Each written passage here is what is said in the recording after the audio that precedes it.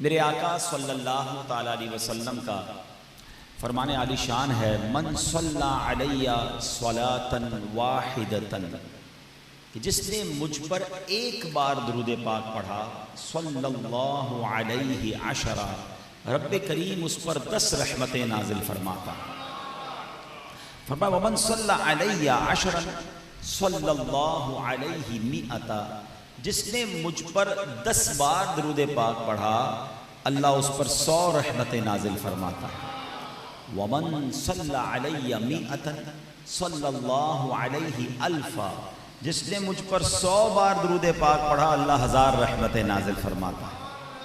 آپ مارکیٹ میں بیٹھے ہیں، کیلکولیٹر چلاتے رہتے ہیں، ایسا کون سا کاروبار ہے کہ 1 کا 10، 10 کا 100 اور 100 کا 1000 ہوتا ہو؟ یہ درود پاک ہے کہ 1 پڑھو تو 10 رحمتیں، 10 پڑھو تو 100 رحمتیں، 100 پڑھیں تو 1000 رحمتیں۔ صبح سے شام تک درود پڑھتے رہیں، رحمت الہی آپ کے ساتھ ہوگی، کتنی مشکلیں آسان ہو جائیں گی۔ اور پھر اس حدیث کا جو اگلا پارٹ ہے، اگلا جز ہے، وہ اور خوبصورت ہے۔ میرے آقا فرماتے ہیں ومن صلی علیہ الفا، جس نے مجھ پر 1000 بار درود پاک پڑھا، زحمت کتفہ کتفی علی باب الجنہ، نبی پاک فرماتے ہیں اس کا کاندھا میرے کاندھے سے جنت کے دروازے پر چھو رہا ہوگا، یعنی وہ جنت میں ایسے داخل ہوگا۔ دیکھیں مسجد میں اعلان ہوتا ہے کاندھے سے کاندھا ملا لیجئے، اس کا مطلب کیا ہوتا ہے کہ جو بالکل برابر والا بندہ ہوتا ہے اس کے ساتھ ہمارا کاندھا ٹچ ہوتا ہے نا۔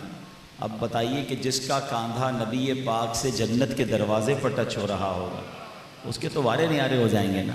تو 1000 بار درود پاک پڑھنے میں کتنا ٹائم لگتا ہے؟ ہو سکے تو اس مہینے میں روزانہ 1000 بار درود پاک پڑھیں، اپنی عادت بنانے کی کوشش کریں۔ یہ مہینہ تو ویسے بھی نبی پاک کی بارگاہ میں درود و سلام کا تحفہ پیش کرنے کا مہینہ ہے۔ اللہ مجھے بھی اور آپ کو بھی کثرت کے ساتھ درود پاک پڑھنے کی توفیق عطا فرمائے۔ آئیے مل کر درود پاک پڑھ لیں۔ صلو علی الحبیب صلی اللہ تعالی علی محمد صلی اللہ علیہ وسلم۔ آج کے مبارک اجتماع میں جس موضوع پر میں نے انشاءاللہ چند مدنی پھول پیش کرنے ہیں، نبی پاک علیہ الصلوۃ والسلام کی مبارک فیملی، پیارے آقا علیہ الصلوۃ والسلام کا مبارک خاندان۔ ہمیں اپنے والدین کے بارے میں، اپنے دادا کے بارے میں، اپنی فیملی کے بارے میں، اپنے قبیلے، اپنی ذات کے بارے میں، کس برادری سے ہمارا تعلق ہے اس کا بڑا پتہ ہوتا ہے، کون سے گاؤں سے تعلق ہے، پیچھے کہاں کے ہیں۔ ہماری جماعت باقاعدہ بنی ہوئی ہوتی ہے کہ فلاں جماعت کے لوگ ہیں، فلاں برادری کے لوگ ہیں، مگر جس نبی کا کلمہ پڑھا ہے، ہم جس کے امتی ہیں صلی اللہ تعالیٰ علیہ وسلم، ان کی فیملی کیسی تھی، ان کا خاندان کیسا تھا، وہ کن کے بچے، یعنی ان کے والد کون ہیں، دادا کون ہیں، پردادا کون ہیں، ہمیں یہ امتی ہونے کی حیثیت سے پتہ ہونا چاہیے نا۔ پیارے آقا علیہ الصلوۃ والسلام، سبحان اللہ، اللہ کریم نے نبی پاک علیہ الصلوۃ والسلام کو بہترین کائنات کا خاندان عطا فرمایا، بہترین قبیلہ عطا فرمایا اور بہترین لوگوں میں سے چنا۔ خود نبی پاک علیہ الصلوۃ والسلام کے جو دشمن ہوتے تھے نا، دیکھیں دشمن جو ہوتا ہے نا وہ کوئی نہ کوئی کمزوری ڈھونڈتا ہے کہ بندے کی کوئی بات پتہ چل جائے تو میں اس پوائنٹ کو لوگوں کو بتاؤں گا، مگر میرے آقا وہ ہیں کہ ان کے دشمن بھی ان کے کردار پر انگلی نہیں اٹھا سکتے تھے، کوئی بات ہی نہیں ملتی تھی۔ اللہ نے سارے عیبوں سے پاک پیدا فرمایا۔ اچھا، ہرکل بادشاہ، ہرکل جو تھا روم کا بادشاہ، اس کے دربار میں ابو سفیان جو اس وقت ایمان نہیں لائے تھے، نبی پاک کے بارے میں بات ہو رہی ہے، مگر اس دربار میں دشمنی میں، لیکن وہ کہنے پہ مجبور ہیں کہ وہ اعلیٰ نسب والے ہیں، وہ اعلیٰ خاندان والے ہیں۔ ابو سفیان نے وہاں یہ کہا تھا ہوا فینا ذو نسب، وہ عظیم اور اعلیٰ خاندان والے ہیں۔ مسلم شریف کی حدیث ہے، خود نبی پاک علیہ الصلوۃ والسلام نے فرمایا، دیکھیے نبی پاک نے کیسے اپنا خاندان اور شجرہ بیان کیا۔ آقا فرماتے ہیں کہ اللہ تعالیٰ نے حضرت اسماعیل علیہ السلام کی اولاد میں سے کنانا کو منتخب فرمایا، کنانا میں سے قریش کو چنا، قریش میں سے بنی ہاشم کو منتخب فرمایا اور بنی ہاشم میں سے مجھ کو چن لیا۔ ذات ہوئی انتخاب، وصف ہوئے لاجواب، ذات ہوئی انتخاب، وصف ہوئے لاجواب، نام ہوا مصطفیٰ، تم پہ کروڑوں درود۔ اللہ نے بڑا عالی خاندان عطا فرمایا۔ نبی پاک جو ہیں وہ قریشی کہلاتے ہیں، قریشی ہاشمی، ٹھیک ہے نا؟ تو قریشی کیوں کہلاتے؟ قریش نبی پاک علیہ السلام کے جد امجد میں ایک شخص تھا جس کا نام تھا، اس کا نام تھا فہر بن مالک۔ اچھا، فہر بن مالک جو شخصیت تھی وہ بڑے شجاعت والے، بڑے بہادر۔ قریش بیسیکلی کہتے ہیں سمندری جانور کا نام ہے، ایک سمندری جانور جو چھوٹی چھوٹی مچھلیوں کو کھا جائے، سارے جانوروں پر غالب آ جائے۔ تو فہر بن مالک بھی اتنے بہادر تھے، اتنے سخی بھی تھے کہ وہ سارے قبیلوں پر غالب آ جاتے تھے۔ تو عرب کے لوگ انہیں قریش کہا کرتے تھے، اور اس وجہ سے ان کی اولاد جو ہے وہ قریشی کہلائی۔ نبی پاک کے پردادا حضرت ہاشم، ہاشمی ہے میرے آقا، آقا کے پردادا جو تھے وہ ہاشم تھے۔ اچھا، ان کا نام بھی عمر تھا، ہاشم ان کا لقب پڑا، اور ہاشم کا معنی یہ بنتا ہے روٹیوں کا چورا کرنے والا۔ حضرت ہاشم نے، آپ بھی اناج کا کام کرتے ہیں یہاں پر، انہوں نے بھی اناج کا کیسا شاندار کاروبار کیا۔ کچھ کاروبار میں پیسے کمائے جاتے ہیں، کچھ کاروبار میں جنت کمائی جاتی ہے۔ ہوا یہ تھا کہ اس زمانے میں مکے میں قحط آ گیا، لوگ دانے دانے کو محتاج ہو گئے۔ تو حضرت عمر جو تھے وہ شام گئے آٹا خریدنے، اس لیے نہیں کہ آٹا خرید کر آئیں گے مہنگا بیچیں گے، آپ آٹا لے کر آئے، اس کی روٹیاں بنائیں اور حاجیوں میں اس کا چورا کیا، اونٹ کا شوربہ بنایا، وہ اس کا سالن اس میں ڈالا، اور بڑی تعداد میں وہ جس کو سرید کہتے ہیں وہ بنا کر حاجیوں میں تقسیم کیا۔ اتنا باٹا کہ آپ کا نام ہی ہاشم پڑ گیا، روٹیوں کا چورا کرنے والا آپ کا لقب پڑ گیا۔ اب آقا قریشی بھی کہلاتے ہیں، قرشی بھی کہا جاتا ہے، نبی پاک ہاشمی بھی ہیں، اور سبحان اللہ یہ میرے آقا علیہ السلام کے پردادا، نبی پاک کے دادا، سبحان اللہ، حضرت عبد المطلب، کمال کی پرسنالٹی تھے، آپ پورے مکے کے سردار تھے۔ آپ کو اللہ کریم نے وہ وجاہت عطا فرمائی تھی کہ نبی پاک چونکہ ابھی پیدا ہونے تھے، آپ ان کے دادا تھے، تو حضرت عبد المطلب کی پیشانی میں نور نبوت چمکتا تھا، آپ کا چہرہ بڑا نورانی تھا، آپ کے جسم سے مشک کی خوشبو آتی تھی۔ مکے والوں کو جب کوئی پرابلم آتی، جب کوئی تکلیف آتی، جب قحط آتا، حضرت عبد المطلب سے عرض کرتے، وہ دعا کرتے، اللہ کریم وہ قحط دور کر دیتا۔ آپ کو لے کر پہاڑ پر جاتے، وہاں جا کر سب مل کے دعا کرتے، اللہ کرم فرماتا، بارش ہو جاتی۔ بڑا مرتبہ حضرت عبد المطلب کا، آپ کعبے کے متولی بھی تھے اور مکے کے سردار بھی تھے۔ نبی پاک علیہ السلام کے مبارک والد حضرت عبداللہ، سبحان اللہ، بڑے وجی، بڑے خوبصورت، اور سبحان اللہ کیوں نہ خوبصورت ہوں کہ اب نبی پاک کی آمد ہونے والی ہے، چہرہ مصطفیٰ کی جھلک نظر آتی تھی، مگر میرے آقا کی ولادت سے پہلے ہی آپ دنیا سے پردہ فرما گئے۔ اب 55 دن باقی ہیں نبی پاک علیہ السلام کی آمد میں، 55 ڈیز، یہ بات یاد رکھنی۔ کتنے دن باقی ہیں؟ 55 دن باقی ہیں۔ اب دنیا نے ایک عجب واقعہ دیکھا، اب دنیا میں ایک ایسا ہسٹوریکل ایونٹ ہوا جس نے پوری دنیا کو ہلا کے رکھ دیا۔ یہ کیوں ہوا تھا؟ علماء نے اس پر بڑی ڈیبیٹ کی ہے۔ دیکھیں، کسی بھی بڑے واقعے کا اعلان کرنا پڑتا ہے، جتنا بڑا ایونٹ اتنا بڑا اناؤنسمنٹ۔ ملکی سطح کا کوئی کام ہوتا ہے تو گورنمنٹ اعلان کرتی ہے، دنیا کا کوئی پرابلم آ جاتا ہے یا دنیا کا کوئی اعلان کرنا ہوتا ہے، پوری دنیا مل کر اعلان کرتی ہے نا۔ اب جناب آپ کا اسی اجتماع کو دیکھ لیں، یہ اجتماع بھی ایسا تو نہیں ہوا ہوگا نا کہ ظہر کی نماز میں امام صاحب نے اعلان کیا ہوگا بھائی سارے بیٹھ جائیں، اجتماع ہونا ہے۔ کئی دنوں سے تیاری ہو رہی ہوگی، دعوت دی جا رہی ہوگی، تو جب کوئی چیز کرنی ہوتی ہے تو اس کا اعلان ہونا ہوتا ہے۔ لیکن اب اس کی آمد ہونے والی ہے جس کے لیے کائنات بنائی گئی ہے، آخری نبی آنے والے ہیں، رب کے حبیب آنے والے ہیں، جنت جن کے لیے سجائی گئی ہے وہ جنت کے مالک آنے والے ہیں، سبحان اللہ۔ اب رب کے حبیب کی آمد تھی تو اعلان بھی کمال کا ہوا۔ اب وہ واقعہ کیا ہوا جس نے پوری دنیا کو ہلا کر رکھ دیا؟ صرف 55 دن باقی ہیں نبی پاک کی ولادت میں۔ اب ہوا یہ کہ ابرہا، یہ تھا یمن کا بادشاہ، اس نے پلان کیا، اس کو بڑی چڑ ہوتی تھی، بڑا تکلیف ہوتی تھی کہ مسلمان مکے میں کیوں جاتے ہیں، وہاں جا کے طواف کیوں کرتے ہیں، کعبہ ہے وہاں پر، اس نے سوچا کہ کیوں نہ کعبہ ہی توڑ دوں، معاذ اللہ، کعبے کو شہید کر دوں، اس کے پتھر اٹھا کے لے آؤں اور میں یمن میں کعبہ بنا لیتا ہوں، یہ سارے پھر میرے پاس آئیں گے۔ تھا وہ عیسائی، ٹھیک ہے، مسلمان نہیں تھا، بے ایمان تھا، مسلمانوں کا دشمن تھا۔ اچھا اس نے کیا کیا، اس نے سوچا طریقہ یہ ہے کہ مکے پر ایک ہی بار خطرناک حملہ کر کے تہس نہس کر دیا جائے کعبے کو، اور اس حملہ کرنے کے لیے وہ، اس زمانے میں لڑائی ہوتی تھی اونٹوں پر، گھوڑوں پر، اس نے زبردست حملہ کرنے کے لیے ہاتھیوں کا وہ لشکر لے کر آ گیا۔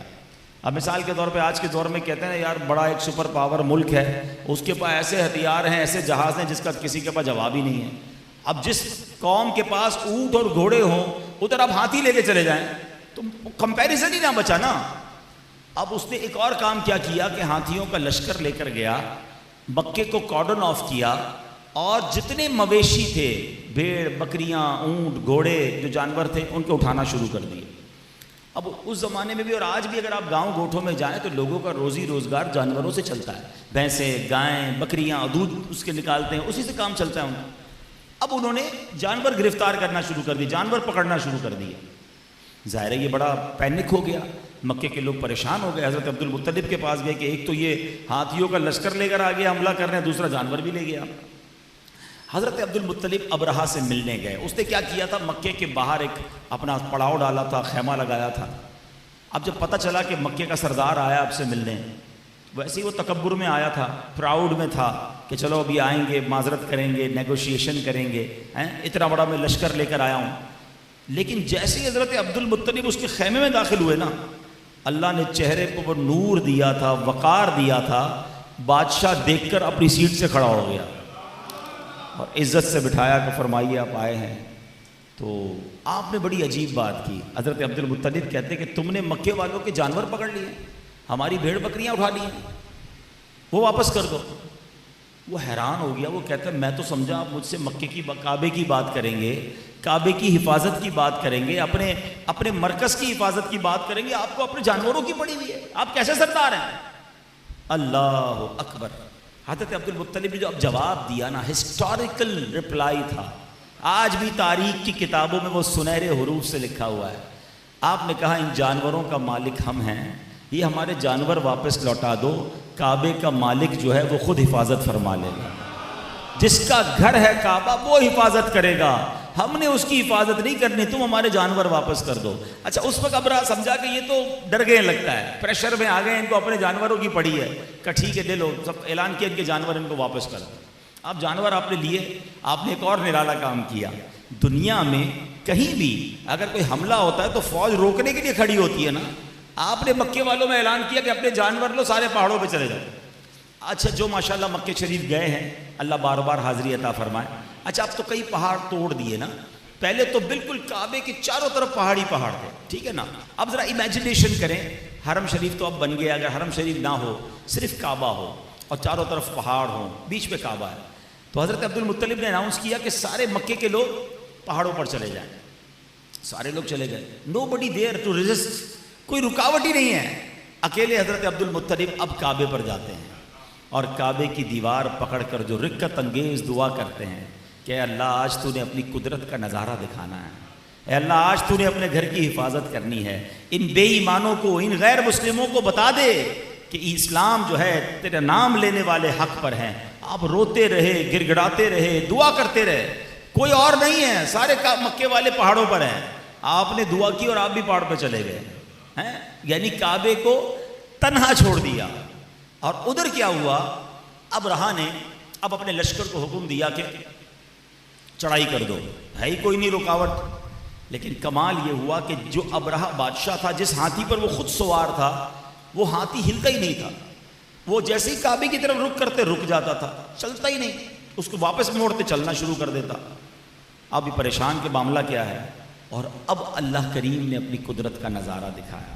دنیا کا دستور ہے، ایئر فورس کا مقابلہ ایئر فورس کرتی ہے، نیوی کا مقابلہ نیوی کرتی ہے، آرمی کا مقابلہ آرمی کرتی ہے، ٹینک سے مقابلہ کرتے ہیں، جہاز سے کرتے ہیں۔ ادھر ہاتھی تھے، مقابلے میں کوئی بڑی چیز بھیجنی چاہیے تھی، مگر میرے رب نے قدرت کا کیسا نظارہ دکھایا، مٹھی میں آ جاتا ہے پرندہ ابابیل، کوئی چیل بھی نہیں بھیجی، کوئی شکار باز بڑا پرندہ کوئی ہو، مٹھی میں آ جاتا ہے ابابیل، اتنا سا پرندہ ہوتا ہے۔ اب مجھے بتاؤ جو پرندہ مٹھی میں آ جائے جس کا اپنا وزن کچھ گرام ہو، اس کی چونچ یا اس کے پنجے میں کتنا بڑا پتھر ہوگا، کتنا چھوٹا کنکر ہوگا۔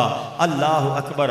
اب یہ بڑے سا غول آیا، ابابیل کا گویا لشکر آیا، ان کے ہاتھ میں چھوٹے چھوٹے کنکر ہیں۔ ارے کنکر کا ہاتھی سے کیا مقابلہ ہے؟ آج دنیا کہتی ہے کہ سائنس نے بڑی ترقی کی، گائیڈڈ میزائل بن گئے ہیں، ٹارگیٹڈ گائیڈڈ میزائل، اس پہ ٹارگیٹ سیٹ کر دو، وہ میزائل وہ ٹارگٹ کہیں بھی جائے گھوم کر جا کر ادھر ہی ہٹ کرتا ہے۔ اب ڈرون اٹیک ہونے لگے، سنو اس زمانے میں میرے رب نے کیسے گائیڈڈ میزائل بھیجے تھے۔ اللہ اکبر۔ وہ ایک کنکر تھا مگر ہر کنکر پر ہاتھی والے کا نام لکھا ہوا تھا۔ اور اب جب وہ کنکر پھینکے گئے، ابابیل کے لشکر نے آ کر کنکر پھینکے، اس کا نتیجہ کیا نکلا؟ آپ نے بچپن سے یہ سورہ فیل قرآن کی سنی ہوگی، پڑھی ہوگی، آج ذرا واقعہ سنا ہے، اب ذرا اس سورت کو سنیے تو آپ کو اندازہ ہو کہ رب نے قرآن میں کیسا شاندار نقشہ کھینچا ہے۔ اللہ قرآن میں فرماتا ہے بسم اللہ الرحمن الرحیم الم تر کیف فعل ربک باصحاب الفیل الم یجعل کیدہم فی تضلیل وارسل علیہم طیرا ابابیل ترمیہم بحجارۃ من سجیل فجعلہم کعصف معقول۔ اللہ اکبر۔ ذرا اس کا ترجمہ بھی بڑا پیارا ہے۔ پہلی آیت ہے الم تر کیف فعل ربک باصحاب الفیل۔ جو تھوڑی بہت عربی جانتے ہیں وہ جانتے ہیں کہ الم تر کے معنی کیا بنتے ہیں۔ اے محبوب کیا تم نے نہ دیکھا کہ اللہ کریم نے ان ہاتھی والوں کا کیا حشر کر دیا۔ اب میں نے بیان کے شروع میں ایک بات کہی تھی کہ ایک جملہ یاد رکھنا ہے۔ یہ واقعہ کب ہوا تھا؟ نبی پاک کی آمد سے 55 دن پہلے۔ اللہ قرآن میں فرما رہا ہے محبوب تم نے نہ دیکھا۔ دیکھتا تو وہ ہے جو موجود ہوتا ہے نا، یاد تو اس کو دلایا جاتا ہے جو کہیں دیکھ رہا تھا۔ اللہ اکبر۔ اب نبی پاک کی وہ حدیث سنو کہ میرے آقا فرماتے میں اس وقت بھی نبی تھا جب حضرت آدم علیہ السلام پانی اور مٹی کے درمیان تھے۔ اللہ نے اپنے نبی کے نور کو اپنے نور سے پیدا فرمایا۔ ایک بار جبریل امین نبی پاک کی بارگاہ میں آئے، حدیث پاک کا خلاصہ ہے، اللہ کے حبیب علیہ الصلوۃ والسلام نے کہا اے جبریل یہ تو بتاؤ تمہاری عمر کتنی ہے۔ حضرت جبریل ہر نبی کے صحابی ہیں، ہر نبی کی بارگاہ میں انہوں نے حاضری دی ہے۔ دو کوئسچن بڑے نرالے ہیں، چلے پہلے والا ایک اور کوئسچن۔ اللہ کے حبیب علیہ الصلوۃ والسلام نے کچھ اس طرح پوچھا اے جبریل تم نے تو ہر نبی کی بارگاہ میں حاضری دی، سب کے پاس گئے، بتاؤ تو صحیح کوئی میرے جیسا بھی پایا، کوئی مجھ جیسا بھی دیکھا؟ اللہ اکبر۔ جبریل امین کہتے ہیں حضور سب کی بارگاہ میں حاضری دی، آپ جیسا کوئی نہیں دیکھا۔ سیدی اعلیٰ حضرت کہتے ہیں نا کہ کیا خوبصورت شعر لکھتے ہیں، یہی بولے سدرا والے چمنے جہاں کے تھالے سبھی میں نے چھان ڈالے، آقا تیرے پائے کا نہ پایا تجھے یک نے یک بنایا۔ اللہ اکبر۔ ایک اور کوئسچن کیا میرے آقا نے، اے جبرائیل یہ تو بتاؤ کہ تم جو ہے تمہاری عمر کتنی ہے؟ اب عمر کی کیلکولیشن میں اور آپ کر سکتے ہیں، جس کی 60-70 سال عمر ہو، 100-200 سال کا بھی حساب کر سکتے ہیں، جس کی عمر لاکھوں سال ہو۔ جبریل امین کہتے ہیں حضور آسمان پر ایک ستارہ ہے جو 70,000 سال بعد چمکتا ہے، حضور میں نے اس ستارے کو 70,000 بار دیکھا ہے۔ ملٹیپلائی تو کرو، 70,000 ملٹیپلائی بائی 70,000۔ حضور مجھے یہ پتا ہے یہ اتنی بار میں نے ستارے کو دیکھا ہے، یہ اتنا لمبا سفر ہے۔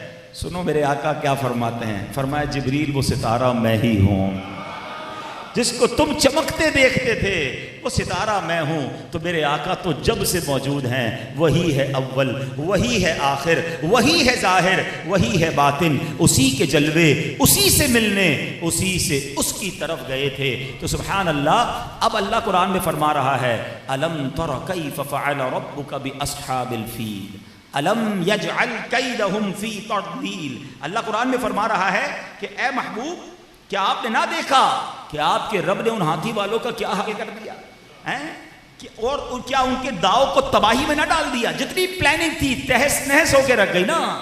اب ہوا کیا؟ آگے فرمایا وَأَرْسَلَ عَلَيْهِمْ طَيْرًا أَبَابِيلَ، تو اللہ نے پرندوں کی ٹکڑیاں بھیجی، پرندوں کے لشکر بھیجے۔ کام کیا کیا انہوں نے؟ وَأَرْتَرْمِيهِمْ بِحِجَارَةٍ مِّن سِجِّيلٍ، فرمایا تھا کہ انہیں کنکر کے پتھروں سے مارے. ارے کنکر کیا رزلٹ لائے؟ سنو اللہ فرماتا ہے فَجْعَلَهُمْ كَعَصْفٍ مَأْكُولٍ، انہیں چبائے ہوئے بھس جیسا بنا کر رکھ دیا. ان کنکروں نے کیا کام کیا؟ کنکر پہلے ہاتھی سوار کے سر پر گرتا تھا، اسے کاٹتا، ہاتھی کو کاٹتا، زمین میں پیوست ہوتا اور پھر اس کے پرخچے اڑ جاتے. ایک بندہ باقی نہ بچا، ان کی داستان باقی نہ بچی. پورے عرب میں شہرہ ہو گیا، پوری دنیا میں ایک میسج گیا کہ دیکھو کعبے کی طرف میلی نظر نہ رکھنا، اب کعبے کا والی آنے والا ہے، اب وہ آنے والا ہے جس کے لیے دنیا بنائی گئی ہے. آئی نئی حکومت سکہ نیا چلے گا، آئی نئی حکومت سکہ نیا چلے گا. عالم نے رنگ بدلا صبح شب ولادت. ارے دنیا کو ہلا کے رکھ دیا کہ اب آنا کس نے ہے. اور یہ ایک واقعہ نہیں ہوا، کفر کے جہاں جہاں ایوان تھے، جدھر جدھر کفر کا شہرہ تھا، جدھر کفرستان کا جناب اپنا ملکہ تھا، سب جگہ میسج گیا. کعبے کے اندر بت تھے، جب آقا کی ولادت ہوئی وہ سارے بت گر گئے. کسرا کے اندر محل تھا، جہاں پر اس کو محل کے اندر بڑا اس کو کہیں کہ تکبر تھا، اتنا بڑا محل کسی کے پاس نہیں. زلزلہ آیا، اس کے محل میں درار پڑ گئی، 14 کنگرے گر گئے. فارس میں، ایران میں آتش پرست تھے، آگ کی پوجا کرنے والے تھے. انہوں نے 1000 سال سے ایک آگ جلائی ہوئی تھی. ان کا دعویٰ تھا یہ آگ نہیں بجھ سکتی. 1000 ایئر ہو گئے تھے، آگ بجھنے نہیں دیتے تھے. ایک پراپر انتظام کیا تھا، مگر جب نبی پاک کی ولادت ہوئی تو وہ آگ بھی بجھ گئی. سب کفر کے ایوانوں کو بتا دیا گیا ہے. 1000 سال کی روشن شدہ بجھی آتش، 1000 سال کی روشن شدہ بجھی آتش، یہ کفر و شرک کی آتش بجھانے آئے ہیں. یہ کس شہنشاہ والا کی آمد آمد ہے، بولو مرحبا بولو مرحبا. یہ کس شہنشاہ والا کی آمد آمد ہے، بولو مرحبا بولو مرحبا. دریائے ساوا یہ ایک بڑا زبردست جو ہے وہ دریا تھا، لیکن جب نبی پاک علیہ السلام کی ولادت کا وقت آیا نا تو دریائے ساوا، بحر ساوا، یہ 6 میل لمبا دریا تھا، یہ خشک ہو گیا. اور اسی طرح سماوا وادی کے اندر ایک خشک ندی تھی، وہ جاری ہو گئی. یعنی ایسے کام ہوئے جو پہلے کبھی نہیں ہوئے تھے. عرب میں بارشیں نہیں ہوتی تھی، وہ سال خوب بارش ہوئی، عرب کے اندر سبزہ ہو گیا، سر سبز ہو گیا. سبحان اللہ، گویا ساری دنیا کو بتایا جا رہا تھا مبارک ہو وہ شہ پردے سے باہر آنے والا ہے، مبارک ہو وہ شہ پردے سے باہر آنے والا ہے. گدائی کو زمانہ جس کے در پر آنے والا ہے. اور اب عین میرے آقا کی ولادت کا وقت ہو گیا. 12 ربیع الاول کا دن تھا، صبح صادق کا وقت تھا. رات جا رہی ہے، دن آ رہا ہے. گویا رات کو بھی راضی کرنا ہے، دن کو بھی راضی کرنا ہے. میرے آقا اس وقت صبح صادق کے وقت اس دنیا میں جلوہ فرما ہوئے. اچھا، نبی پاک کی جو ولادت ہوئی وہ بھی کمال کی ولادت ہے. بچہ آج پیدا ہو، اس کے اندر بہت ساری آلائشیں ہوتی ہیں، اسے صاف کرنا پڑتا ہے، ناف کاٹنی پڑتی ہے. لڑکا ہو تو بعد میں ختنہ کرنی پڑتی ہے. ارے میرے آقا تشریف لائے تو غسل شدہ ہیں، پاک و صاف ہیں، جسم سے کستوری اور مشک کی خوشبوئیں آ رہی ہیں، ناف بریدہ ہے، ختنہ شدہ ہے، آنکھوں میں ایسا لگ رہا ہے کہ کاجل ہے. ارے میں ایک اور بات بتاؤں، میرے آقا وہ ہیں کہ جن کی ساری زندگی آنکھیں، میرے آقا سرما نہ لگاتے پھر بھی آنکھوں میں سرما محسوس ہوتا تھا. اچھا، پہلا کام نبی پاک نے آ کر کیا کیا؟ اللہ کا نام لیا اور آقا سجدے میں چلے گئے ہیں. پہلے سجدے پہ روز ازل سے درود، پہلے سجدے پہ روز ازل سے درود. یادگاری امت پہ لاکھوں سلام، رب حبلی امتی کہتے ہوئے پیدا ہوئے، حق نے فرمایا کہ بخشا الصلاۃ والسلام. اچھا، کچھ کوسچن کریٹ ہوتے ہیں. نبی پاک کی ولادت کب ہوئی؟ پیر کے دن، ٹھیک ہے، لیکن جمعہ کا دن تو بڑا افضل دن ہے. آپ اللہ کے حبیب ہیں، اللہ کے سب سے زیادہ مقرب بندے ہیں، تو جو سب سے اچھا مقرب پیارا دن تھا، نبی پاک کی ولادت جمعے والے دن کیوں نہیں ہوئی؟ ایک بڑا ریلیونٹ سوال ہے. ایک اور سوال ہے کہ جناب آپ نے بھی پچھلے دنوں عاشورہ کے فضائل سنے ہوں گے. عاشورہ کے دن کتنے بڑے بڑے واقعات ہوئے ہیں، کئی انبیاء کی ولادت، حضرت آدم کی ولادت، حضرت ابراہیم کی ولادت، حضرت عیسیٰ کی ولادت، بڑے بڑے واقعات، یہ سب کب ہوئے؟ عاشورہ کے دن۔ نبی پاک کی بھی ولادت عاشورہ کے دن ہوتی، عام پیر والے دن، ربیع الاول کا مہینہ جس کی پہلے کوئی سگنیفیکنس نہیں ہے، پہلے کوئی اس کے مہینے کے بارے میں بات نہیں کرتا تھا۔ کوسچن تو بنتا ہے نا، ایک اور سوال بھی ہے کہ اللہ کے حبیب علیہ الصلوۃ والسلام کا جو روضہ ہے، مکان ہے، میرے آقا کا جو مسکن ہے، وہ تو دنیا کے سب سے خوبصورت مقام پر ہونا چاہیے تھا۔ ہمارا دعویٰ ہے کہ آپ اللہ کے حبیب ہیں، کائنات آپ کے لیے بنی ہے، آپ کو کہا جائے کہ آپ کو اختیار ہے اپنے بچوں کے لیے دنیا میں جدھر بھی مکان بنانا ہے بنا لو، آپ کو اختیار دیا جاتا ہے۔ آپ کہیں گے یار جب اختیار مل رہا ہے تو جو ورلڈ بیسٹ پلیس ہے وہیں بنانا چاہیے نا۔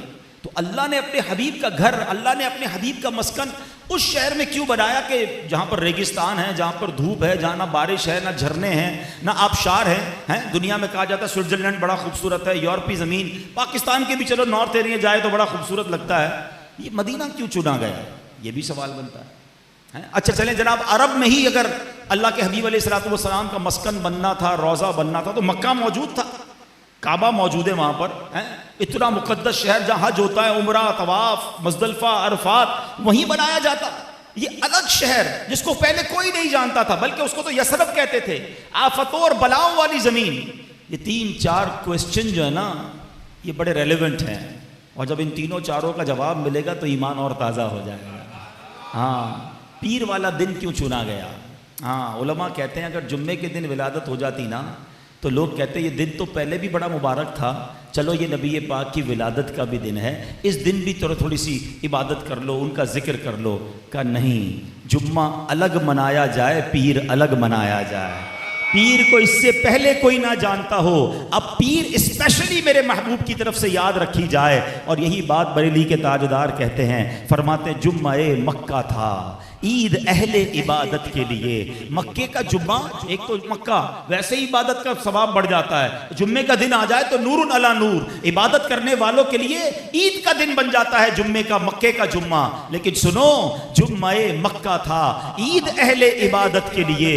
مجرموں آؤ یہاں عید دوشنبہ دیکھو، ارے یہاں آؤ پیر والے دن کی عید مناؤ تاکہ تمہارے گناہ معاف کر دیے جائیں۔ سبحان اللہ، کعبے کا بڑا مقام ہے، کعبے کی بڑی عظمت ہے، لیکن اگر نبی پاک بھی مکے میں ہوتے، لوگ کہتے چلو مکے چلتے ہیں، طواف بھی کر لیں گے، عمرہ بھی کر لیں گے، روضہ رسول پر بھی حاضری دے دیں گے۔ کہا نہیں نہیں، حج کرنا ہے تو مکے جاؤ، طواف کرنا ہے تو مکے جاؤ، اور اب حاضری دینی ہے تو مدینے جاؤ۔ حاجیوں آؤ شہنشاہ کا روضہ دیکھو، کعبہ تو دیکھ چکے، اب کعبے کا کعبہ دیکھو۔ خوب آنکھوں سے لگایا ہے غلاف کعبہ، کسر محبوب کے پردے کا بھی جلوہ دیکھو۔ دھو چکا ظلمت دل بوسائے سنگ اسود، اب خاک بوسی مدینہ کا بھی رتبہ دیکھو۔ ایک اور سوال کہ جناب دنیا کا بیسٹ مقام چننا تھا، جھرنے ہوتے، بارش ہوتی، آبشار ہوتے، لوگ جاتے فریش ہو جاتے۔ نہیں نہیں، ہو سکتا ہے کوئی کہتا یار سوئٹزرلینڈ چلتے ہیں، ذرا مزہ بھی آئے گا، بارش بھی دیکھیں گے، نہریں بھی دیکھیں گے، دنیا کے مزے بھی کریں گے، روضہ رسول پر بھی حاضری دے دیں گے۔ نہیں نہیں، جانا ہے تو مدینے جانا ہے۔ اب وہاں جاؤ اور وہاں جا کر صرف محبوب کی بارگاہ میں حاضری دینی ہے۔ کوئی موسم دیکھنے نہیں جاتا، کوئی باغ دیکھنے نہیں جاتا، کوئی آبشار دیکھنے نہیں جاتا، ارے وہاں جاتا ہے تو فقط حاضری دربار کے لیے جاتا ہے۔ اور جب عشق رسول دل میں گھر کر جاتا ہے تو دنیا کے باغات سے زیادہ مدینے کے صحرا اچھے لگنے لگتے ہیں۔ شام تو ہر جگہ کی اچھی ہے، دھوپ بھی دل ربا مدینے کی ہے۔ جب سے لگے ہیں قدم مصطفیٰ کے، جنت بنا ہوا ہے مدینہ حضور کا، جسے دیکھنی ہو جنت وہ مدینہ دیکھ آئے۔ تو سبحان اللہ، یہ بڑی کمال کی حکمتیں ہیں، اللہ جانے، اس کا حبیب جانے۔ مگر علماء بیان کرتے ہیں تو پیر کے دن میرے آقا اس دنیا میں جلوہ فرما ہوتے ہیں۔ بی بی آمنہ کہتی ہیں جب میرے گھر سرور کائنات علیہ الصلوۃ والسلام کی ولادت ہوئی تو میرے اپنے جسم سے ایسا نور روشن ہوا کہ جو بصرہ کے محل تھے، دور دراز کے جو محلات تھے، وہ روشن ہو گئے۔ اللہ اکبر، جس کی ولادت کے وقت ایسا نور روشن ہو وہ آقا کیسے نور والے ہوں گے۔ اب ذرا اور آگے چلتے ہیں کہ اب یہ باتیں تو ہو گئیں میرے آقا کی مبارک فیملی کی، نبی پاک کی عین ولادت کے وقت کے واقعات کی، اور یہ بڑی سعادت کی بات ہے کہ ہم پیارے آقا کے ولادت کے واقعات ذکر کریں، اللہ نے جو ہم پر احسان فرمایا اس کا ذکر کریں۔ اور یہ صحابہ کا بھی طریقہ، ایک بار صحابہ کرام ایک حلقہ لگا کر بیٹھے تھے، نبی پاک تشریف لائے، فرمایا تم کیوں بیٹھے ہو؟ کہ حضور ہم اللہ کا شکر ادا کر رہے ہیں، اللہ پاک نے ہمیں اسلام کی دولت دی، آپ جیسی نعمت عطا فرمائی، آپ کے ذریعے ہم پر احسان فرمایا۔ نبی پاک نے فرمایا کوئی اور مقصد تو نہیں بیٹھنے کا؟ کہ اللہ کی قسم حضور کچھ اور مقصد نہیں، یہی باتیں ہو رہی تھیں، یہی ذکر ہو رہا تھا۔ سنو اللہ کے حبیب نے کیا فرمایا، فرمایا میرے پاس جبرائیل آئے، حدیث پاک کا مضمون ہے کہ اللہ اس محفل میں بیٹھنے والوں پر فرشتوں کے سامنے فخر فرما رہا ہے۔ پھر میلاد میں کیا ہوتا ہے بھائی؟ ابھی ہم کیا کر رہے ہیں اتنی دیر سے؟ ابھی اتنی دیر سے کیا کر رہے ہیں؟ اللہ کا ذکر کر رہے ہیں، اللہ کا شکر ادا کر رہے ہیں کہ ایسے محبوب عطا کیے، اور محبوب کریم کی آمد کا ذکر کر رہے ہیں۔ تو یہ ذکر ولادت، ذکر مصطفیٰ، یہ نصیب والوں کا حصہ ہے۔ یہ محفلیں بڑی کام کی محفلیں ہیں۔ اور سنو، میلاد منانا تو بعض اوقات کنفیوژن کریٹ کرنے والے کرتے ہیں کہ یار یہ اب ہر سال میلاد مناتے ہیں، ہم تو شاید سال میں ایک بار یا 2-4 بار بنا لیتے ہیں۔ میرے آقا تو ہر ہفتے میلاد منایا کرتے تھے۔ ابھی یہ پاک سے پوچھا گیا حضور آپ پیر کا روزہ کیوں رکھتے ہیں؟ پیارے آقا ہر پیر کو روزہ رکھتے تھے۔ فرمایا یہ میری ولادت کا دن ہے، اسی دن پہلی وحی بھی نازل ہوئی نبی پاک پر، اور یہ گویا نبی پاک ہر پیر کو اپنا میلاد منا رہے ہیں روزہ رکھ کر۔ اللہ مدینے کی آپ کو بار بار حاضری عطا فرمائے۔ ابھی بھی مدینے جائیں، ہر پیر کو دسترخوان لگتا ہے، اہل مدینہ ہر پیر کو روزہ رکھتے ہیں۔ اور سبحان اللہ، آج کے دور میں سنت کو زندہ کیا ہے میرے پیر و مرشد نے۔ امیر اہل سنت نے دعوت اسلامی کے ماحول میں جو ہمارے نیک اعمال ہیں اس میں بھی لکھا ہوا ہے کہ ہر پیر کو روزہ رکھیں۔ کئی اسلامی بھائی اسلامی بہنیں جو ہر پیر کو روزہ رکھتے ہیں۔ تو الحمدللہ میلاد منانے میں کسی قسم کی کوئی ٹینشن، کوئی کنفیوژن نہیں ہونی چاہیے۔ 2-3 آپ کو ریفرنس بھی دے دیتا ہوں۔ بعض اوقات ریفرنس مانگتے ہیں لوگ کہ یار لوگ کہتے ہیں میلاد منانے کا کیا ریفرنس ہے اور کیا اس کی دلیل ہے، تو چلیں انشاءاللہ آپ کو وہ بھی بتا دیتے ہیں۔ ویسے تو ویسے جو دلیل مانگتے ہیں نا ان کے لیے جواب دے دیتا ہوں تاکہ آپ کی آئندہ کے لیے بھی کنفیوژن دور ہو جائے۔ بہت سارے کوشچن ہوتے ہیں نا، نعت خوانی کی دلیل کدھر ہے؟ کہاں لکھا ہے قرآن میں؟ کدھر لکھا ہے آپ یہ لائٹیں لگاتے ہیں؟ کدھر لکھا ہے یہ جھنڈے لگاتے ہیں؟ کدھر لکھا ہے آپ جلوس نکالتے ہیں؟ کدھر لکھا ہے غوث پاک کی 11ویں مناتے ہیں؟ کدھر لکھا ہے آپ نیاز کرتے ہیں؟ یہ جو عجیب عجیب سوال کرتے ہیں نا، اس کا سمپل جواب یہ ہے کہ یہ بتاؤ کدھر لکھا ہے کہ نہیں کر سکتے۔ ہمیشہ یاد رکھیں، یہ فارمولہ اسلام میں یاد کر لیں، شریعت انڈوز کی لسٹ دیتی ہے، جو نہیں کرنا ہے وہ بتایا جاتا ہے شریعت میں، جو کرنا ہے وہ لکھ کے نہیں دیا جاتا۔ اگر ساری جائز چیزیں لکھ کر قرآن میں دی جاتی تو 30,000 پارے بھی چھوٹے کم پڑ جاتے۔ شریعت نے یہ بتایا شراب پینا منع ہے، یہ نہیں بتایا چائے پینا جائز ہے۔ اس زمانے میں لیے لپٹن والی چائے پیتے تھے، ٹی بیگ والی، تو کیوں پیتے؟ کدھر لکھا ہے قرآن میں؟ تو جو چیز منع ہے وہ لکھی جاتی ہے، ٹھیک ہے؟ آپ یہ میں ابھی آ رہا تھا نانک واڑے کے روڈ سے، اس روڈ پہ کہیں بھی بورڈ نہیں لگا ہوا، اس روڈ پہ آپ آ سکتے ہیں۔ شارع فیصل پہ ہم جاتے ہیں بورڈ لگا ہوا ہوتا ہے، آپ سب جا سکتے ہیں۔ کسی روڈ پر جانے کا بورڈ نہیں لگتا، جس روڈ پہ نہیں جا سکتے وہاں نو انٹری کا بورڈ لگتا ہے، صحیح ہے؟ تو دنیا میں بھی قانون ایسے ہی چلتے ہیں کہ جدھر نہیں جا سکتے آپ بتائیں نو انٹری کا بورڈ کدھر ہے، میلاد نہیں بنا سکتے۔ آپ بتائیں نو انٹری کا بورڈ کدھر ہے، لائٹیں نہیں لگا سکتے۔ خواہ خواہی کا اعتراض۔ شریعت نے جس چیز کا منع نہیں کیا، آپ کون ہوتے ہیں منع کرنے والے؟ ہاں شریعت نے جس کا منع کیا ہم انشاءاللہ پہلے رکیں گے، بلکہ ہم تو میلاد کے اندر جو غلط کام ہوتے ہیں اس کے بارے میں بھی منع کرتے ہیں۔ میلاد مناؤ گج وج کے مناؤ، ناجائز طریقے سے نہیں منائیں۔ لائٹ لگائیں چوری کی نہ ہو، اپنے جیب سے لائٹ لگائیں۔ کنڈے کی لائٹ سے کیا ثواب ملے گا؟ محفل کریں بالکل کریں، مگر اس محفل سے کسی کو تکلیف نہ ہو، کسی کی اس کی آواز سے کسی کی نیند خراب نہ ہو۔ یہ ہم اب خود سمجھاتے ہیں مدنی چینل پر۔ ناجائز کام سے ہم روکیں گے، مگر جس چیز کا شریعت نے منع نہیں کیا اس سے کسی کو حق نہیں ہے منع کرنے کا۔ لیکن آپ کو ریفرنس بھی دے دیتے ہیں، یہ تو میں نے آپ کو لاجیکلی فارمولہ بتا دیا۔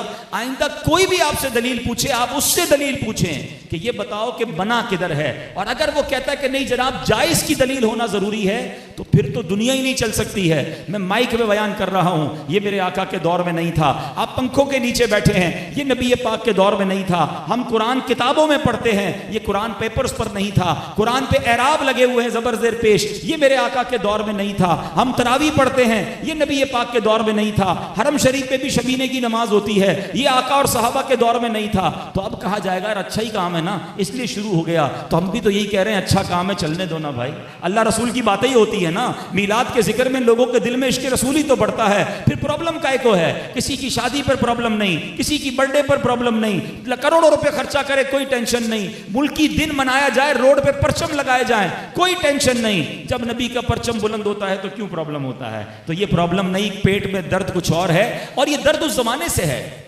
میرے آقا کی جب ولادت ہوئی تھی نا، اس وقت بھی شیطان رویا تھا، سر پر خاک ڈالی تھی۔ تو آج بھی اگر کچھ لوگوں کو پرابلم ہے تو ٹینشن نہ لیں، آپ کچھ ریفرنسز سن لیں قرآن اور حدیث کے ذریعے۔ قرآن پاک کی آیت ہے سورہ یونس، آپ چاہیں تو اس ریفرنس کو یاد بھی کر لیں۔ سورہ یونس ہے، آیت نمبر ہے 58 اور پارہ ہے 11۔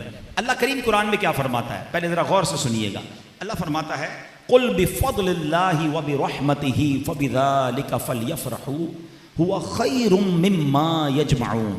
اللہ قرآن میں فرماتا ہے تم فرماؤ اللہ ہی کے فضل اور اسی کی رحمت، اور اسی پر چاہیے کہ خوشی کریں۔ اللہ کی رحمت اور فضل ملے تو اس پر خوشی کریں، اور یہ خوشی کرنا ہے کیسا؟ اللہ فرماتا ہے ہوا خیر مما یجمعون، یہ ان کے سب دھن دولت سے بہتر ہے۔ جب اللہ کا فضل آ جائے، رحمت آئے تو اس پر خوشی کریں، یہ اللہ کے دیے ہوئے مال سے بھی بہتر ہے، دھن دولت سے بہتر ہے۔ اب سوال کرنے والا سوال کر سکتا ہے ٹھیک ہے سمجھ آ گئی بھائی، قرآن کہہ رہا ہے فضل اور رحمت پر خوشی کرنی، آپ تو میلاد پر خوشی کرتے ہیں، اللہ کے نبی کی آمد پر خوشی کرتے ہیں۔ تو آؤ میں بتاتا ہوں قرآن ہی کے ذریعے کہ میرے آقا رحمت بھی ہیں اور کتنی بڑی رحمت ہے۔ قرآن کہتا ہے وما ارسلناک الا رحمتا للعالمین، میرے آقا صرف رحمت نہیں، سارے جہان کے لیے رحمت ہیں، سب سے بڑی رحمت ہے۔ تو اب خوشی ان کے لیے آمد کی نہ منائیں تو کس کی منائیں؟ اچھا پرٹیکولرلی ان کی آمد کی خوشی کی دلیل بھی سن لو، یہ بھی شرح بخاری میں حدیث موجود ہے۔ ابو لہب یہ نبی پاک علیہ الصلوۃ والسلام کا پکا دشمن، چچا بھی ہے نبی پاک کا اور پکا دشمن، اور دشمن بھی ایسا کہ جس کی مذمت میں پوری قرآن پاک کی صورت موجود ہے۔ تبت یدا ابی لہب وتب، سنی ہے نا پوری صورت، اس کی مذمت میں۔ لیکن اس نے کیا کیا تھا، جب عین نبی پاک علیہ الصلوۃ والسلام کی ولادت کا وقت آیا نا، تو اس کی لونڈی آئی دوڑتی ہوئی، کیونکہ حضرت عبداللہ کا تو وصال ہو گیا تھا، پیارے آقا کے والد کا، یہ چچا تھا۔ اس کو آ کر خبر دی کہ اے ابو لہب تمہیں پتہ ہے تمہارے بھائی عبداللہ کے یہاں بیٹے کی ولادت ہوئی ہے۔ اچھا ہمارے یہاں بھی کبھی کبھی کوئی ملازم اچھی خبر لے کر آ جائے، کوئی بڑے نفع کی خبر لے آئے، صاحب آپ کا بانڈ لگ گیا، آپ کا فلاں کام ہو گیا، جو مشکل تھی وہ حل ہو گئی، تو بندہ کہتا ہے چل یار گڈ لک میں تجھے بھی یہ تحفہ نا، کرنے والے دیتے ہیں۔ تو اس نے کیا کیا، ابو لہب نے جب سنا کہ بھتیجے کی ولادت ہوئی ہے تو اس نے خوشی میں اس لونڈی کو کہا کہ جاؤ تم آزاد۔ اس زمانے میں جس طرح ہمارے یہاں گاڑیاں، موٹر سائیکل، موبائل، قیمتی چیزیں پیسے سے خریدتے ہیں ہم، اس طرح اس زمانے میں لونڈی غلام بھی ایک مال ہوتا تھا۔ اس نے ایک بات یاد رکھیے گا، محمد الرسول اللہ سمجھ کر نہیں، محمد بن عبداللہ سمجھ کر، اپنا بھتیجا سمجھ کر لونڈی کو آزاد کر دیا۔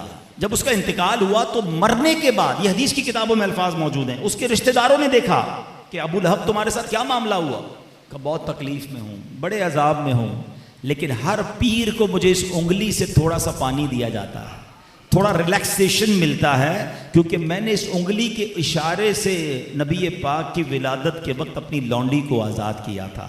اللہ اکبر۔ اس حدیث کی شرح میں علماء لکھتے ہیں پکا کافر، دشمن خدا و رسول جب میلاد کے دن محمد الرسول اللہ سمجھ کر نہیں، اپنا بھتیجا جان کر تھوڑا سا مال خرچ کرے، خوشی منائے تو اس کا عذاب کم کر دیا جائے، تو جو سرکار کا عاشق ہو، نبی کا امتی ہو، اپنا آقا و مولا انہیں جانے اور دل کی گہرائیوں سے میلاد کی خوشیوں میں اپنا مال خرچ کرے، تو اس کی قبر نور علی نور کیوں نہ بن جائے گی۔ اور یہی بات مفتی احمد یار خان نعیمی جو ہے اپنے کلام میں سمجھاتے ہیں، اب کنفیوژن قریب نہیں آنے دینا۔ سنو وہ کیا کہتے ہیں، شب ولادت میں سب مسلمان نہ کیوں کریں جان و مال قربان، شب ولادت میں سب مسلمان نہ کیوں کریں جان و مال قربان، ابو لہب جیسے سخت کافر خوشی میں جب فیض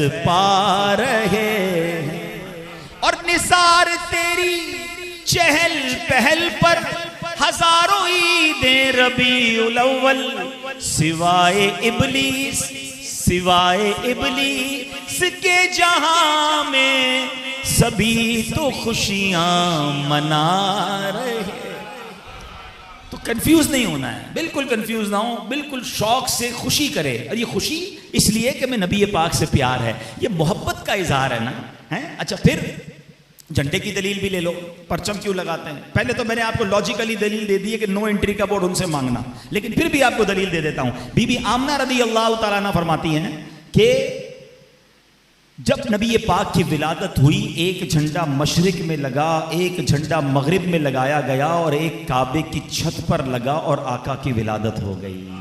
یہ فرشتوں نے جھنڈے لگائے تھے، اور یہ بات تو طے ہے نا، فرشتے کوئی کام اپنی مرضی سے نہیں کرتے، اللہ کا حکم تھا تو جھنڈے لگے نا۔ تو ولادت کے وقت پرچم لگانا یہ تو فرشتوں کا طریقہ ہے۔ جلوس، چلو اس کی دلیل بھی لے لو۔ اللہ کی شان دیکھیں، سبحان اللہ، کیسا ہمارے لیے ریفرنس بن گیا۔ میرے آقا کی ولادت کون سے دن ہوئی؟ 12 ربیع الاول۔ ہجرت مدینہ کر کے میرے آقا جس دن مدینے میں داخل ہوئے نا، وہ بھی 12 ربیع الاول کا ہی دن تھا۔ ہائے ہائے ہائے۔ اچھا ہوا کیا تھا؟ جب نبی پاک مدینے کے قریب پہنچے نا، تو کئی لوگ گرفتار کرنے کے لیے نکلے ہوئے تھے۔ بریدہ اسلمی یہ بھی ایک شخص تھا، 70 سواروں کو لے کر آیا، اور نبی پاک کو مدینے شریف سے پہلے انٹرسیپٹ کر لیا، کہ نہیں جانے دوں گا، گرفتار کروں گا۔ لیکن جب نبی پاک کا جلوہ دیکھا، آقا کا دیدار کیا، نبی پاک کی باتیں سنی، آیا تو گرفتار کرنے تھا، خود عشق رسول میں گرفتار ہو گیا۔ کلمہ پڑھ کر مسلمان ہوا۔ پہلے کہتا تھا دیکھتا ہوں کیسے مدینے جاتے ہیں، مسلمان ہو کے کہتے ہیں اب دیکھتا ہوں کون روکتا ہے مدینے جانے سے۔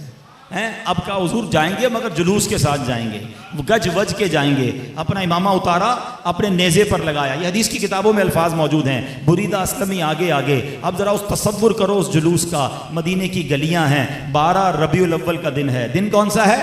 12 ربیع الاول کا۔ آقا بھی ہیں، صدیق اکبر بھی ہیں، صحابہ بھی ہیں، مدینے کے لوگ استقبال کے لیے موجود ہیں۔ اور سبحان اللہ اس دن بھی نعرے پتہ ہے کیا لگے تھے؟ مرحبا یا محمد، مرحبا یا رسول اللہ۔ آج اردو میں ہم لگاتے ہیں آقا کی آمد مرحبا۔ مدینے والوں نے 12 ربیع الاول کو یہ نعرے لگائے تھے، بلکہ ایک نغمہ بھی پڑا تھا۔ جو نعت خوانی پر بھی کنفیوژن کرتے ہیں نا، آؤ میں بتاتا ہوں۔ 12 ربیع الاول کا دن تھا، جلوس بھی تھا، اور بچیوں نے جو نغمے گنگنائے تھے وہ آج بھی مدینے کی گلیوں میں جو کیسٹوں کی دکانیں ہیں آپ وہاں سنتے ہوں گے۔ کیا خوبصورت نغمہ تھا۔ اس شعر کا پہلے مطلب سمجھ لو اور کنفیوژن دور ہو جائیں گی۔ وہ بچیاں کہتی ہیں طلع البدر علینا من ثنیات الوداع، ہم پر تو 14ویں کا چاند طلوع ہو گیا ہے ثنیۃ الوداع کی گھاٹی سے۔ ثنیۃ الوداع ایک مقام ہے مسجد جمعہ کے سامنے، آج بھی وہ عمارت ترکیوں نے بنائی تھی، موجود ہے کہ آقا یہاں سے داخل ہوئے تھے۔ وجبت شکر علینا ما دعا للہ داعی، جب تک دعا کرنے والے دعا کرتے رہیں گے، یعنی صبح قیامت تک ہم پر شکر ادا کرنا واجب ہے۔ ہم آقا کی آمد کا شکر ادا کریں۔ ارے بچیوں نے آقا کے سامنے یہ نغمہ گنگنایا تھا، اگر نعت پڑھنا منع تھا آقا روک دیتے، یہ کہنا روک دیتے کہ قیامت تک شکر کیوں مناؤ گے؟ ہر سال 12ویں منانے پر پرابلم ہے نا۔ بچیوں نے تو کہا تھا ہم قیامت تک شکر ادا کریں گے۔ ہم بھی انشاءاللہ جب دم میں جب تک دم ہے ذکر ان کا سناتے جائیں گے۔ آؤ بچیوں کا وہ نغمہ ذرا مل کر سن لو۔ طلع البدر علینا من ثنیات الوداع وجب الشکر علینا ما دعا للہ داع۔ طلع البدر علینا من ثنیات الوداع وجب الشکر علینا ما دعا للہ داع۔ اب اور کتنے دلائل چاہیے؟ تو انشاءاللہ بالکل پرسکون ہو کر خوشیوں کے ساتھ دھوم دھام سے میلاد منائیں گے۔ جب تلک یہ چاند تارے جھلملاتے جائیں گے، تب تلک جشن ولادت ہم مناتے جائیں گے۔ خاک ہو جائیں عدو جل کر مگر ہم تو رضا، دم میں جب تک دم ہے ذکر ان کا سناتے جائیں۔ سرکار کی آمد مرحبا، آقا کی آمد مرحبا، حضور کی آمد مرحبا، نور کی آمد مرحبا، صادق کی آمد مرحبا، امین کی آمد مرحبا، جشن ولادت مرحبا، مرحبا یا مصطفیٰ، مرحبا یا مصطفیٰ، مرحبا یا مصطفیٰ، مرحبا مرحبا یا مصطفیٰ۔ الحمدللہ میلاد منائیں گے انشاءاللہ، شریعت کے تقاضوں کے مطابق منائیں گے۔ اور ایک اور بات آخر میں کرنی ہے کہ میلاد ضرور منائیں، میرے گھر پر پرچم دن میں بتائے کہ یہ آقا کے امتی اور غلام کا گھر ہے، رات کو لائٹیں بتائیں کہ یہ نبی پاک کے دیوانے کا گھر ہے، لیکن گھر تو سج جائے گا اور سج رہے ہیں، اس بار دل بھی سجا لو نا، اپنا کردار بھی سجا لو نا۔ ویسے آج آپ کے یہاں آیا ہوں، ایک سوال کرتا ہوں، پیارے آقا علیہ الصلوۃ والسلام کے لیے آپ نے کیا تحفہ تیار کیا ہے؟ برتھ ڈے آ رہا ہے نا نبی پاک کا، دنیا کا بھی تو دستور ہے جس کا برتھ ڈے آتا ہے اس کو تحفہ دیتے ہیں۔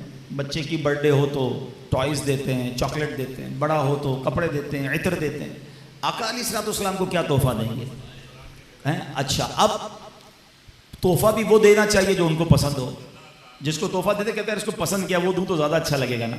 نبی پاک کو کیا پسند اور فیوریٹ کیا ہے؟ آؤ میں بتاتا ہوں۔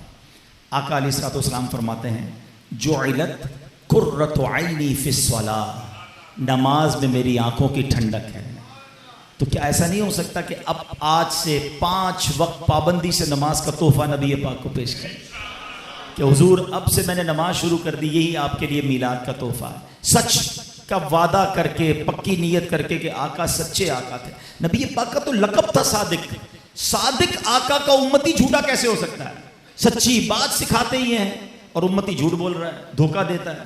نہیں، اپنی عادتوں کو بہتر کر کے، سچ بول کر، وعدے پورے کر کے، مسلمانوں کو تکلیف دینے والی عادتوں سے توبہ کر کے، سود کا کاروبار اگر ہے تو اس سے توبہ کر کے، جھوٹ سے جان چھڑا کر کہ حضور بس آپ کا میلاد آیا، میں بدل گیا ہوں اور آپ کو یہی تحفہ پیش کرتا۔ آپ یقین کرو، ایک بار اپنے آپ کو سجا کر میلاد بنا کر دیکھو، اپنا دل سجا کر میلاد مناؤ۔ دنیا کا دستور پتہ ہے کیا ہے؟ جب کوئی غریب، مسکین، فقیر کسی بادشاہ کو تحفہ دیتا ہے نا، وہ اپنی حیثیت کے مطابق دیتا ہے، مگر جب بادشاہ عطا فرماتے ہیں تو اپنی شان کے مطابق عطا فرماتے ہیں۔ آقا جب عطا فرمائیں گے نا، ہم تو اپنی حیثیت کا تحفہ دیں گے، مگر جب نبی پاک عطا فرمائیں گے تو پتہ ہے میرے آقا کیسے ہیں؟ میرے کریم سے گر قطرہ کسی نے مانگا، میرے کریم سے گر قطرہ کسی نے مانگا، دریا بہا دیے، در بے بہا دیے۔ آقا تو پھر ایسے عطا فرمائیں گے۔ تو آج اب نیت کر لیں انشاءاللہ کہ اب نمازی بن کر میلاد منائیں گے انشاءاللہ۔ آج کے بعد ہماری کوئی نماز قضا نہیں ہوگی انشاءاللہ، سنتوں پر عمل کر کے۔ یار یہ بھی نہیں ہو سکتا چہرہ سجا لیں میلاد میں، گھر تو سجایا، چہرے پر بھی تو ایک جھالر لگا لو نا۔ ہاں یہ چراغ ہے، جس کے چہرے پر داڑھی اس کے ثواب کا میٹر جاری۔ ہاں ہم سوئے بھی ہوتے ہیں نا تو انشاءاللہ داڑھی کا ثواب مل رہا ہوتا ہے، داڑھی تو لگی ہوئی ہے نا صاحب۔ تو یہ وہ سنت ہے جو میرے آقا کی بڑی پیاری سنت ہے، اور یہ قبر میں ساتھ جائے گی۔ تو ایٹ لیسٹ اگر پوری ایک مٹھی کی ہمت نہیں بھی ہو رہی تو 12ویں کے مہینے کے لیے تو چھوڑ دو یار، اس مہینے پہ تو ہاتھ نہ لگاؤ نا، کیا پتہ آقا راضی ہو جائیں، آپ کا خود بھی دل لگ جائے کہ چلو پوری رکھ لیتے ہیں انشاءاللہ۔ تو یہ بھی اس بار ہمت کریں، چہرہ سجا کر بھی میلاد منائیں۔ اللہ مجھے اور آپ کو عمل کرنے کی توفیق عطا فرمائے۔ ایسی پیاری باتیں دعوت اسلامی کے پیارے ماحول میں سکھائی جاتی ہیں، اس ماحول سے وابستہ رہیں، مدنی چینل دیکھتے رہیں۔ آج کل تو دھوم پڑی ہوئی ہے مدنی چینل پر، روزانہ ہی رات مدنی مذاکرے ہو رہے ہیں، اللہ کے ولی کی زیارت بھی ہو رہی ہے، علم دین بھی سیکھنے کو مل رہا ہے۔ ممکن ہو تو وہاں جایا کریں، ورنہ اپنی فیملی کے ساتھ گھر میں بیٹھ کر تقریباً 9 ساڑھے 9 سے لے کر 12 بجے تک یہ سیشن چلتا ہے، ضرور اس کو دیکھا کریں۔ اللہ پاک عمل کرنے کی ہم سب کو توفیق نصیب فرمائے۔ صلو علی الحبیب۔